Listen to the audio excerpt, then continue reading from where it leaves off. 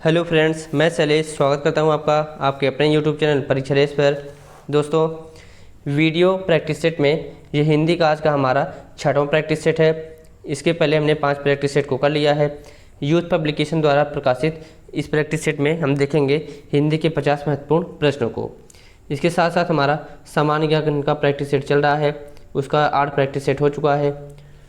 तो हमारे साथ बने रहिए, लगातार हम प्रैक्टिस सेट आपको करवाते रहेंगे।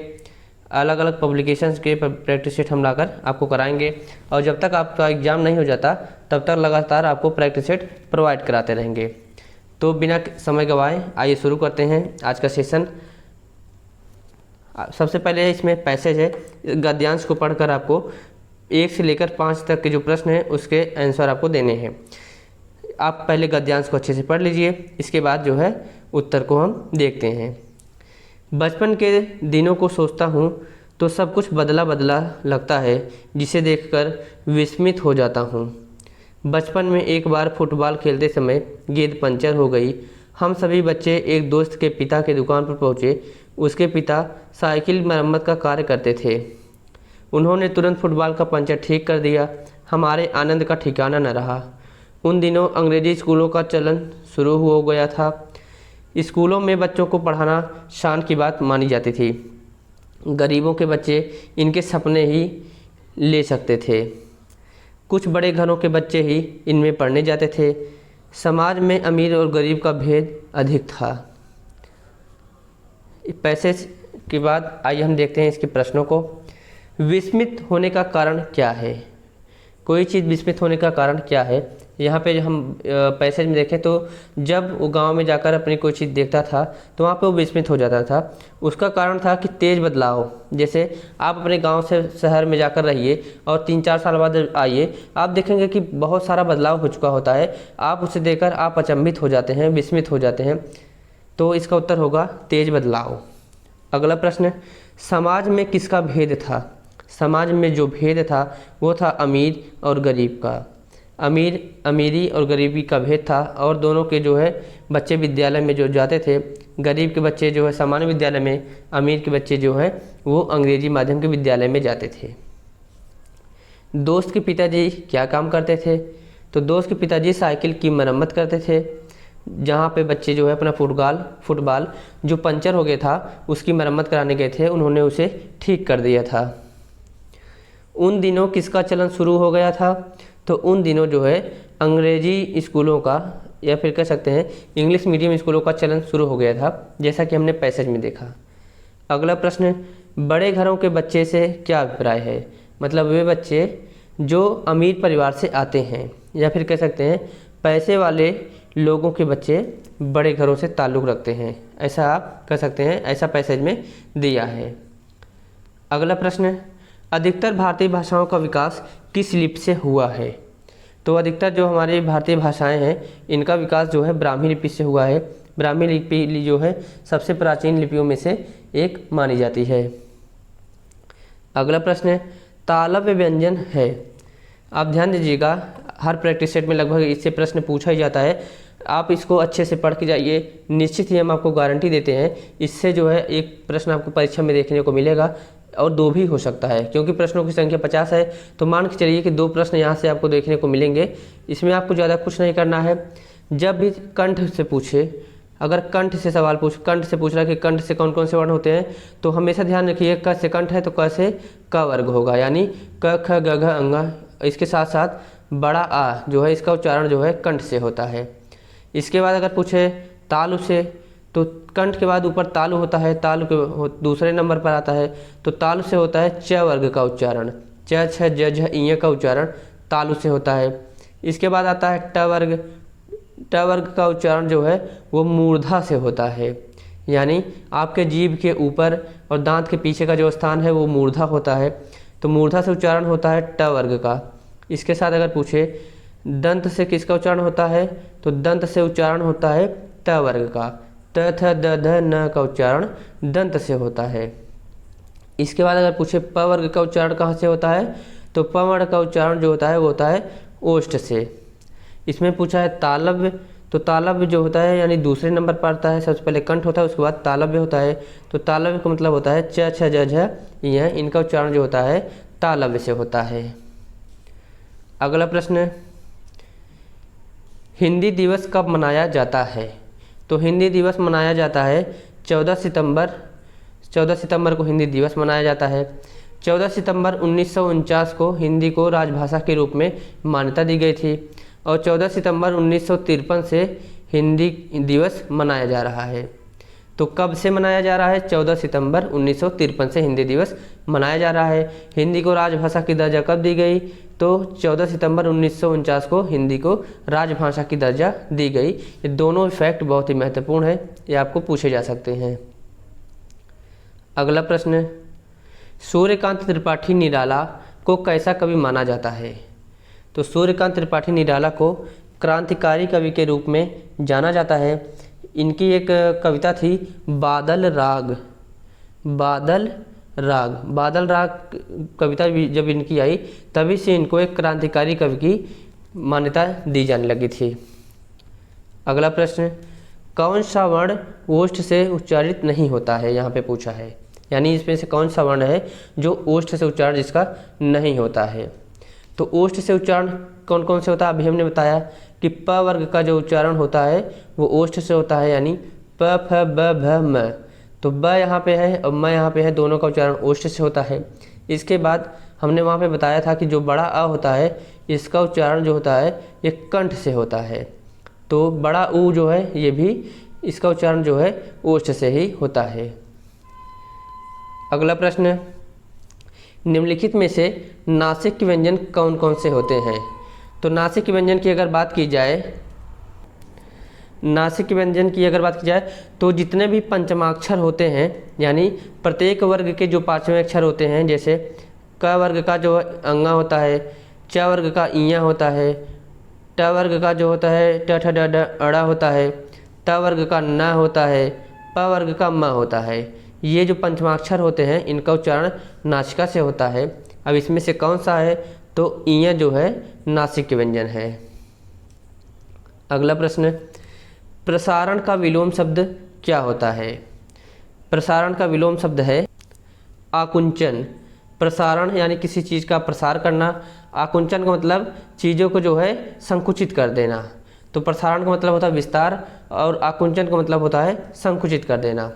आरक्षण का विलोम होता है अनारक्षण। अगला प्रश्न, ये कई बार परीक्षाओं में पूछा जा चुका है इसलिए इम्पोर्टेंट मानकर चलिए इसे। ऋजु का विलोम शब्द क्या होता है? तो ऋजु का विलोम होता है वक्र। ऋजु का मतलब होता है सीधा, जबकि वक्र का मतलब होता है टेढ़ा मेढ़ा। अगला प्रश्न, विशिष्ट अवसर पर विशिष्ट लोगों के समक्ष दिया गया विविधतापूर्ण जो भाषण होता है उसे क्या कहते हैं? काफ़ी इम्पोर्टेंट प्रश्न है कि किसी विशेष अवसर पर और विशेष लोगों के समक्ष जो विविधतापूर्ण भाषण दिया जाता है उसे क्या कहते हैं? आप लोग इससे बहुत अच्छे से वाकिफ़ हैं। इसे कहते हैं अभिभाषण। अभिभाषण के बारे में आप सुने होंगे कि राष्ट्रपति जो होते हैं जब संसद सत्र का प्रारंभ होता है तो संसद के दोनों सदन, लोकसभा और राज्यसभा के सांसदों के समक्ष सबसे पहले अपना अभिभाषण प्रस्तुत करते हैं। तो वह विशेष अवसर होता है कि लोकसभा का प्रारंभ या फिर कह सकते हैं संसद सत्र का प्रारंभ होता है और विशेष लोग यानी विशिष्ट लोग वहाँ पे, सांसद लोग वहाँ पे उपस्थित होते हैं। राष्ट्रपति वहाँ पर विविधतापूर्ण जो है भाषण देते हैं, उसे अभिभाषण कहा जाता है। संभाषण होता है जब दो या दो से अधिक लोग आपस में बातचीत करते हों या फिर चर्चा करते हों। अगला प्रश्न है, जिसमें संसार के प्रति मोह न रहा हो उसे क्या कहेंगे? तो उसे कहते हैं वीतरागी। वीतरागी ऐसे व्यक्ति होते हैं जिनका संसार के प्रति मोह नहीं रहता है। वीतरागी का विलोम होता है अनुरागी। इसका होगा जो संसार के प्रति मोह रखते हो उसे अनुरागी कहते हैं। अगला प्रश्न, केशव कहीं न जाय का कहिए, देखत तव रचना विचित्र, अति समुझ मन ही मन रहिए। इसमें पूछा है कि कौन सा रस है। इसमें बात किया गया है यानी केशव यानी जो श्री कृष्ण हैं अपने अद्भुत रचना को और यानी अपने अद्भुत स्वरूप को अर्जुन के सामने प्रस्तुत करते हैं तो वहाँ पर जो होता है कि अद्भुत संरचना होती है, इसलिए वहाँ पर जो रस होगा वो अद्भुत रस होगा। अगला प्रश्न, क्रोध किस रस का स्थानीय भाव होता है? तो क्रोध जो होता है जब आदमी रौद्र रूप में होता है तब उसे क्रोध होता है, यानी क्रोध का स्थायी भाव जो होता है वो रौद्र होता है। वीर का उत्साह होता है। अगला प्रश्न, नीचे दिए गए शब्दों में से अव्ययी भाव समास का चयन कीजिए। अव्ययी भाव समास वे समास होते हैं जिनका प्रथम पद अव्यय होता है और वही जो है प्रधान भी होता है। जैसे यथाशीघ्र, यथाशीघ्र में यथा शब्द जो होता है अव्यय होता है और यही प्रधान होता है जो आगे की जो शब्द होता है उसके अर्थ को परिवर्तित कर देता है। तो इसमें से पूछा अव्ययी भाव कौन सा है? तो आजीवन शब्द जो होता है ये अव्ययी भाव समास इसमें है। जीवन के आगे आ प्रत्यय लग चुका है, यानी आ अव्यय लगा है तो आजीवन बन गया है। अब जीवन का जो अर्थ था वो आजीवन बनकर वो उसका पूरा अर्थ बदल जाता है। अगला प्रश्न, पृथ्वीराज राजसव किस काल की रचना है? तो पृथ्वीराज राजसव जो है ये आदिकाल की रचना है। इसके रचयिता थे चंदबर दाई। चंदबर दाई जो है पृथ्वीराज के मित्र हुआ करते थे। अगला प्रश्न, अलंकार का शाब्दिक अर्थ क्या होता है?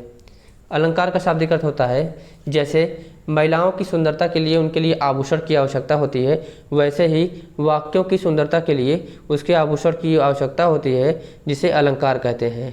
तो अलंकार का जो शाब्दिक अर्थ होता है वो होता है आभूषण। अगला प्रश्न, जिस समास में सब पद का मतलब होता है कि दोनों पद। जिस समास में दोनों पद यानी सब पद अथवा कह सकते हैं कि समाहार प्रधान होता रहता है उसे क्या कहते हैं? जब कोई समास है या फिर कोई शब्द है जिसमें दोनों पद प्रधान होते हैं वहाँ पर हमेशा द्वंद्व समास होता है। जैसे माता पिता, भाई बहन, राजा रानी, दोनों के अर्थ एकदम विपरीत होते हैं। इसमें जो समाहार होगा वो प्रधान होता है, यानी कि दोनों पद प्रधान होते हैं। बहुब्रीहि समास होता है, इसमें दोनों पद प्रधान नहीं होते हैं, कोई अन्य पद जो होता है वो प्रधान होता है।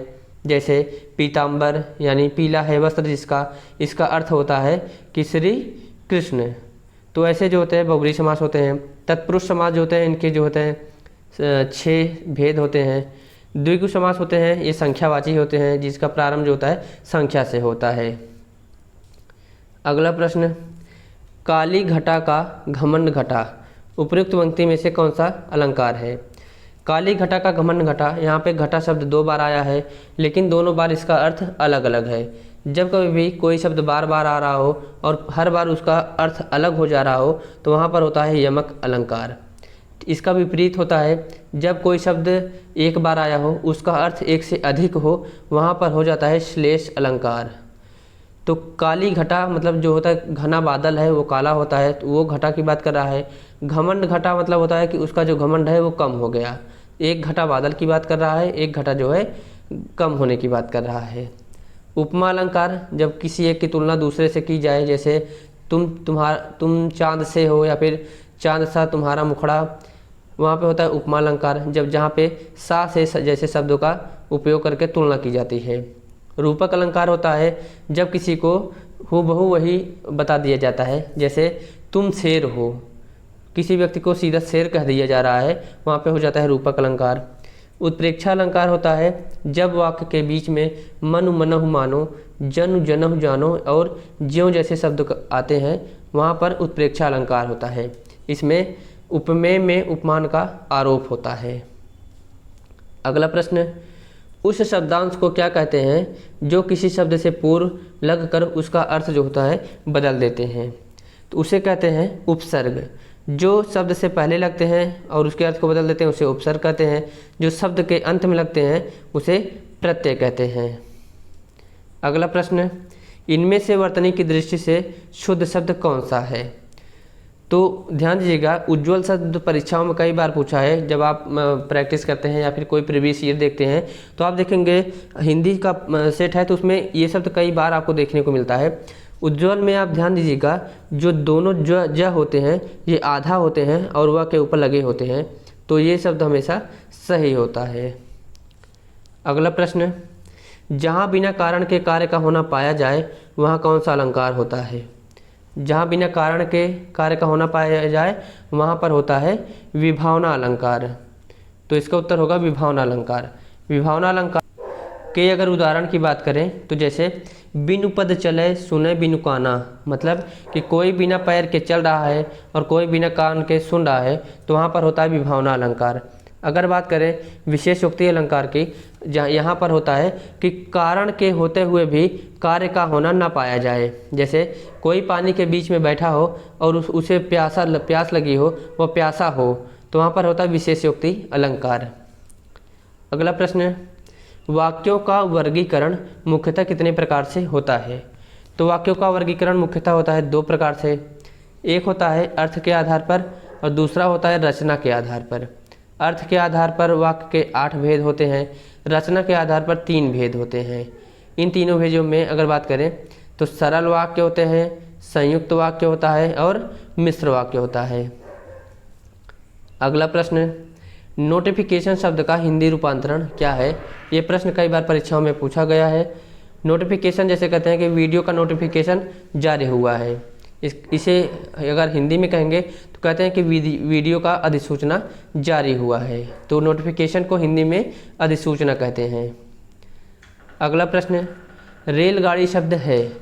रेलगाड़ी शब्द में रेल शब्द जो है ये अंग्रेजी का है और गाड़ी शब्द जो है ये हिंदी का है, तो इसलिए रेलगाड़ी जो शब्द है यह संकर शब्द है। इसके साथ साथ अगर बात करें अगर अन्य शब्द की, जैसे सील बंद, सील अंग्रेजी का शब्द है, बंद जो है फारसी का शब्द है, तो यह भी संकर शब्द हो जाएगा।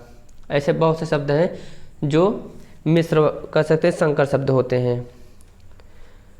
अगला प्रश्न, निम्नलिखित वाक्य खंडों में अशुद्धियों का चयन करते हुए उचित विकल्प का चुनाव कीजिए। यह एक वाक्य है जिसमें कहीं एक जगह पे अशुद्धि है, उसका आपको चयन करना है। वाक्य क्या है?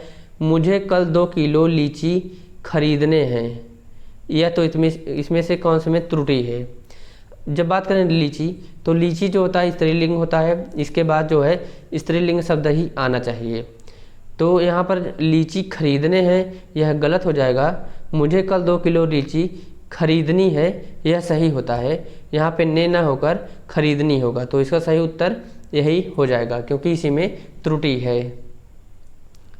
अगला प्रश्न, बहाव शब्द में प्रयुक्त प्रत्यय कौन सा है? बहाव शब्द में जो प्रयुक्त प्रत्यय है यह है आव प्रत्यय। जैसे बह प्लस आव मिलकर बन जाता है बहाव। वैसे अगर बात करें अन्य शब्द की, जैसे घूम शब्द है, घूम में आव प्रत्यय लग जाता है तो यह हो जाता है घुमाव। और अगर इसे अन्य शब्द की बात करें तो बन में जब आव प्रत्यय लग जाता है, बन प्लस आव लग जाएगा तो ये हो जाता है बनाव। और अगर बात करें कि चढ़ शब्द है, उसमें आव प्रत्यय लग जाता है तो वहाँ पे हो जाता है चढ़ाव। तो ऐसे कई शब्द हैं जिसमें आव प्रत्यय लगता है। अगला प्रश्न है, समुद्रोर्मी का संधि विच्छेद क्या है? समुद्रोर्मी का संधि विच्छेद है समुद्र प्लस ऊर्मी। संधि विच्छेद करते समय हमेशा ध्यान दीजिए कि दोनों शब्द सार्थक होने चाहिए और दोनों के अर्थ होने चाहिए। समुद्र प्लस ऊर्मी मिलकर बनता है समुद्रोर्मी। यहाँ पर जो है गुण संधि होती है। गुण संधि में क्या होता है, जब कभी भी अ या आ के बाद अन्य कोई लघु या फिर दीर्घ स्वर आए, जैसे बड़ी ई, छोटा ऊ या फिर री आए, तो उससे जो होता है दोनों के मिलने के पश्चात ए ओ अर बन जाता है। तो यहाँ पे अगर आप ध्यान देंगे, समुद्र का अ और इसका ऊ दोनों मिलकर अ ऊ मिलकर ओ बना लेते हैं, यानी ओ की मात्रा आ जाती है, इसलिए समुद्रोर्मी हो जाता है। अगर अन्य उदाहरण की बात करें, पर और उपकार शब्द को अगर जोड़ा जाए, पर प्लस उपकार, पर में जब उपकार जोड़ा जाता है र का अ और इसका ऊ मिलकर ओ बना लेते हैं, इसलिए यहाँ पर हो जाता है परोपकार। अगला प्रश्न, निम्नलिखित शब्दों में से तद्भव शब्द का चयन कीजिए। प्यास, उद्वेग, प्रांगण, आश्रय, आश्रम, इसमें से किस में जो है ये कौन सा तद्भव शब्द है अगर इसमें पूछ लिया जाए, तो यहाँ पर बात करें प्रांगण, उद्वेग और आश्रम, ये तीनों जो है तत्सम शब्द हैं, जबकि प्यास जो है ये तद्भव शब्द है। प्यास का अगर तत्सम क्या होगा पूछा जाए तो ये होता है पीपास। पीपास को कहते हैं प्यास। पीपास जो तत्सम शब्द है, इसका जो तद्भव है वो होता है प्यास। अगला प्रश्न, युवा शब्द का लिंग परिवर्तित करने के लिए निम्नलिखित विकल्पों में से सही शब्द छांटिए। युवा शब्द होता है यह पुरुषों के लिए प्रयोग किया जाता है, जबकि जो युवती शब्द होता है यह बालिकाओं या फिर महिलाओं के लिए किया जाता है। तो युवा का स्त्रीलिंग होता है युवती। अगला प्रश्न, निम्नलिखित में से कौन सा शब्द तत्सम है? सांप, बीड़ा और चिन्ह, ये तीनों जो हैं तद्भव हैं। बात करें विस्मय की, विस्मय जो होता है ये विस्मय जो होता है ये तत्सम होता है। अगर विस्मय का तद्भव क्या होगा पूछ ले तो इसका उत्तर होगा अद्भुत। विस्मय का तद्भव होता है अद्भुत। अगला प्रश्न, छछूंदर के सिर में चमेली का तेल, इसका अर्थ क्या है? एक तरीके से कह सकते हैं मुहावरा है, इसका अर्थ क्या होता है? तो इसका उत्तर होगा अयोग्य व्यक्ति की अच्छा पद मिलना। यानी कोई अयोग्य व्यक्ति हो, जैसे कोई व्यक्ति आपके गांव में हो, आप कल तक उसको देखे वो टहल टहल के भैंस चरा रहा है और अगले दिन लेखपाली का रिजल्ट आता है, आप देखते हैं कि वह व्यक्ति लेखपाल बन गया है। तो इसका मतलब क्या निकलता है कि छछूंदर के सिर पर चमेली का तेल, यानी अयोग्य व्यक्ति को अच्छा पद मिल जाना। अगला प्रश्न, रिक्त स्थान की पूर्ति कीजिए। करत करत अभ्यास से जड़मति होत, यहाँ पर रिक्त स्थान दिया है तो यहाँ पर क्या होगा? तो जो ये पूरा है, करत करत अभ्यास से जड़मत हो सुजान, रसरी आवत जात से सिल पर पड़त निशान। यानी आप अगर लगातार अभ्यास कर रहे हैं तो निश्चित ही आप जो है अपनी जो लक्ष्य होगा उसको प्राप्त कर सकते हैं। करत करत अभ्यास से जड़मत मतलब होता है जो जड़ बुद्धि का व्यक्ति होता है वह भी सुजान हो जाता है, यानी बुद्धि वाला हो जाता है, बुद्धिमान हो जाता है। रसरी आवत जात से सिल यानी पत्थर पर भी निशान पड़ जाता है। तो यह अगर आप लगातार कठोर मतलब परिश्रम करते रहते हैं तो सफलता निश्चित ही आपको एक न एक दिन मिलनी ही वाली है। अगला प्रश्न, हिमवान का पर्याय है, इसमें से कौन सा शब्द है जो हिमवान का पर्याय है? तो हिमवान का पर्याय है हिमाद्री, इसके साथ साथ हिमालय, हिमांचल, ये सभी जो हैं हिमवान के पर्याय हैं। अगला प्रश्न, निम्न विकल्पों में से अनेकार्थी शब्द का चयन कीजिए। नासिका को केवल नाक ही कहते हैं, कान को कान, नेत्र को नेत्र ही कहते हैं, लेकिन जो अंग शब्द है इसके कई अर्थ हैं। जैसे अंग मतलब होता है किसी का टुकड़ा, किसी का हिस्सा, किसी का कोई एक पार्ट हो, किसी का, जैसे शरीर को भी अंग कहते हैं, या फिर कह सकते हैं कि किसी का एक भेद हो उसे भी अंग कहते हैं। और अगर आप महाभारत देखे होंगे उसमें अंगराज भी है, मतलब कि एक अंग नाम का मतलब कि राज या फिर देश भी था।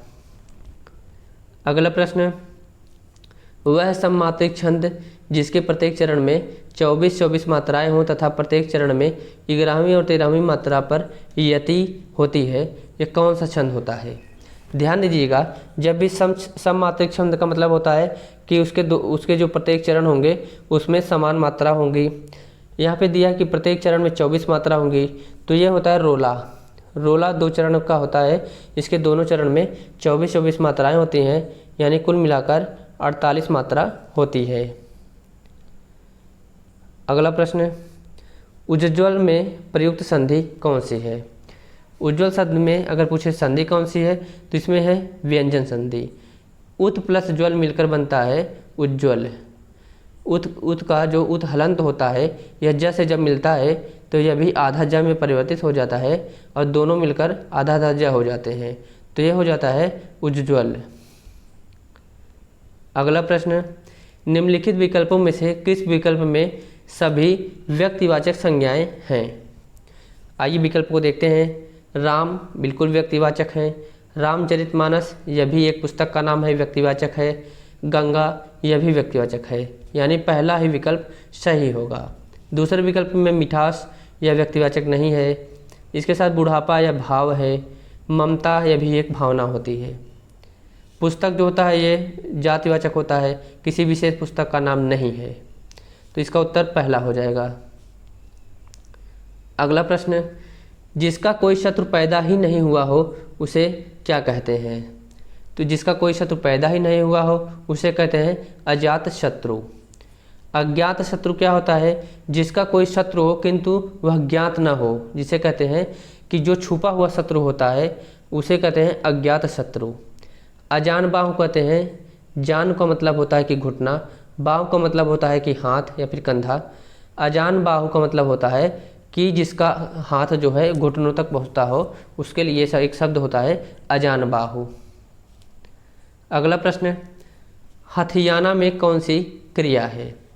हथियाना शब्द जो होता है इसमें जो है क्रिया है जो संज्ञा, सर्वनाम या फिर विशेषण में प्रत्यय जोड़कर बनाई जाती है। नाम धातु क्रिया जैसे क्या होता है, जैसे मान लीजिए हाथ से हथियाना बन जाता है, इसका जो उत्तर होगा हथियाना। हाथ शब्द में जो होता है, जो प्रत्यय रुकता है, हाथ से हथियाना बन जाता है। बात से बतियाना बन जाता है, लात से लतियाना बन जाता है, शर्म से शर्माना बन जाता है। तो ऐसी क्रियाएं जो होती हैं वो नाम धातु होती हैं जो संज्ञा, सर्वनाम या फिर विशेषण से बनती हैं। अगला प्रश्न है, यहाँ पर एक वाक्य है जो 6 खंडों में बटा हुआ है। इसका पहला खंड और 6वां खंड निश्चित है, बीच में यर लवा है, इसे अरेंज करके एक वाक्य बनाना है। तो जब आप इसे अरेंज करेंगे तो यह वाक्य जो पूर्ण रूप से होगा, फोटो के साथ प्रतियोगी फोटोग्राफर, इसके बाद जो शब्द आकर जुड़ता है, इस आशय से प्रमाण पर अवश्य संलग्न करें कि उसने फोटो खींचे हैं, व्यक्ति की अनुमति प्राप्त कर ली है और इस विषय में प्रकाश को होने वाले नुकसान हानि के लिए वह स्वयं जिम्मेदार होगा। जब इसको आप अरेंज करेंगे, आप इसे अरेंज करके देख लीजिएगा। ये वाक्य सेंटेंस थोड़ा बड़ा है, आपको इसलिए केवल ऐसे प्रश्न करा जा रहे हैं क्योंकि परीक्षाओं में ऐसे प्रश्न आपके पूछे जाएंगे। वीडियो एक अच्छे लेवल की परीक्षा है, यूपी SSSC ले रहा है, तो आप मान के चलिए कि इस पैटर्न के प्रश्न आपको पूछे जाएं तो आप इसका एक प्रैक्टिस कर लीजिए, आप जो है वहाँ पर समझ कर उसी हिसाब से करिएगा। अगर इसके उत्तर की बात की जाए तो इसका जो उत्तर होगा वो होगा ए, यानी पहले रा आएगा, फिर वा आएगा, फिर यह और ला आएगा। अगला प्रश्न है, यह भी वही प्रश्न है, इसमें भी 6 वाक्य मतलब कि वाक्य है वो 6 खंडों में बटा है। पहला और 6वां जो है ये निश्चित है, लेकिन बीच का जो होता है यह लवा यह, इसे अपने एक क्रम में अरेंज करना है। जब इस वाक्य को आप अरेंज करेंगे देखेंगे, देश में संतुलित क्षेत्रीय विकास, इसके बाद वह शब्द आएगा विकास की प्रगति का सबसे महत्वपूर्ण कारण सरकारी क्षेत्र के उपक्रमों के जरिए केंद्र सरकार द्वारा उन उद्यमों में योजनागत और योजनाइतर संसाधनों द्वारा सीधे निवेश किया जाना है। इसका उत्तर होगा पहला, व ल या र जो है इसका सही क्रम होगा। अगला प्रश्न, राम सीता से सुंदर हैं, इस वाक्य में पूछा है कौन सा कारक है। जब कहीं पे 2 व्यक्तियों की तुलना उनके गुणों के आधार पर की जाए तो वहाँ पर जो होता है अपादान कारक होता है। अपादान कारक का मतलब है कि 2 व्यक्तियों के जब गुणों की तुलना की गई, जैसे कोई सुंदर है कोई कम सुंदर है, तो दोनों में जो होता है अंतर किया जा रहा है, दोनों को एक दूसरे से अलग किया जा रहा है सुंदरता के आधार पर, इसलिए यहाँ जो कारक होगा वो अपादान कारक होगा। ये जो से है यह अपादान कारक का से है। अगला प्रश्न, वधू का बहुवचन रूप क्या होगा। एक घर में जब एक से अधिक बहुएं रहती हैं तो उसे आप कहेंगे कि वहाँ एक से अधिक वधुएं होती हैं। जब इसे आप बहुवचन में करने जाएंगे, इसमें छोटी ऊ की मात्रा आ जाएगी, यही यहाँ पे कन्फ्यूजन होता है, इसे ध्यान रखिएगा। परीक्षाओं में ये दोनों विकल्प आपको एक साथ देखने को मिलते हैं। अगला प्रश्न, शक्ति को शक्ति कहना किस प्रकार के उच्चारण दोष है। शक्ति को शक्ति कहना यानी कि जो छोटी की मात्रा ही से हम बड़ी में परिवर्तित कर दे रहे हैं, जिससे पूरे शब्द का उच्चारण ही बदल जा रहा है, तो यहाँ पर जो उच्चारण दोष है ये है स्वर भक्ति का। अगला प्रश्न, प्राचार्य जी आ रहे हैं, यहाँ पे खाली स्थान है, प्रणाम करो। जब कभी भी किसी व्यक्ति को सम्मान देना होता है तो उसके लिए हम बहुवचन शब्द का प्रयोग करते हैं। प्राचार्य जी आ रहे हैं तो उसको उनके लिए एक तो एक वचन शब्द है, उन्हें जो होगा ये बहुवचन शब्द होता है। प्राचार्य जी आ रहे हैं, उन्हें प्रणाम करो, यह जो है सही वाक्य होगा या फिर कह सकते हैं शुद्ध वाक्य होगा। अगला प्रश्न, बूंद आघात सहे गिर कैसे, यानी बूंद की आघात गिर यानी पर्वत कैसे सहे। खल के वचन संत सह जैसे। खल का मतलब होता है कि दुष्ट प्राणी, जो दुष्ट चांडाल होते हैं उनकी बात कर रहा है कि खल के वचन, यानी कि दुष्ट व्यक्ति जब कोई बात बोलते हैं, संत जो होते हैं उनकी बात को जैसे सहते हैं, वैसे ही जो गिरि यानी जो पर्वत होता है ये बूंद के आघात को सहता है। यानी कह सकते हैं एक उदाहरण दिया जा रहा है कि बूंद के आघात को पर्वत कैसे सहता है, जैसे संत व्यक्ति जो होते हैं दुष्ट की बातों को सहते हैं। तो आज का सेशन यहीं पे समाप्त होता है। कैसा लगा सेशन कमेंट करके ज़रूर बताइएगा। अगर वीडियो अच्छा लगा हो तो वीडियो को लाइक करिए, चैनल को सब्सक्राइब करिए और अपने दोस्तों तक शेयर कीजिए। दोस्तों यहाँ पे आपको बहुत ज़्यादा विश्लेषण नहीं किया जा रहा है क्योंकि आपके पास समय कम है, और जब कभी भी बहुत ज़्यादा विश्लेषण किया जाता है तो सही मायने में जो प्रश्न और उसका आंसर होता है वो भूल जाता है, उसके बाहरी चीज़ों पर ज़्यादा ध्यान चला जाता है। तो कैसा लगा आज का सेशन कमेंट करके जरूर बताइएगा। मिलते हैं अगले वीडियो में एक और प्रैक्टिस सेट के साथ, तब तक के लिए